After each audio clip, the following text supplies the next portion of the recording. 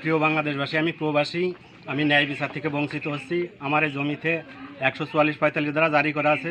প্রশাসনিকভাবে আমি ন্যায় বিচারের জন্য ঘোরাঘুরি করতেছি। আমি ন্যায় বিচার চাই এবং আমার এই সরকারি হালট একটা রাস্তা আছে 818 দাগ, এই দাগের উপরে কিছু বাড়িঘর করেছে।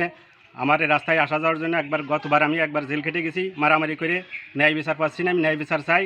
আপনারা সবাই এই জিনিসটাকে আমাকে একটু তুলে ধরবেন, আমি যেন ন্যায় বিচার থেকে বঞ্চিত না হই। আমি একজন প্রবাসী, কুয়েত প্রবাসী।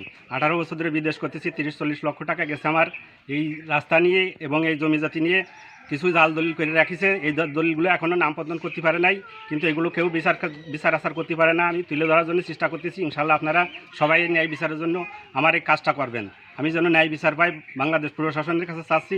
আইনভাবে লড়াই করে জিতে আসি, রায় পাইছি, কিন্তু আমার রায়গুলো কিছু দলিলগুলো চুরি করেছে, তাও নিয়ে মারামারি করে আমি একবার পায়ে ধরে মাপও চাইছি, কিন্তু আমি ন্যায় বিচার চাচ্ছি। বিচারের জন্য সবাই আমাকে একটু হেল্প করবেন।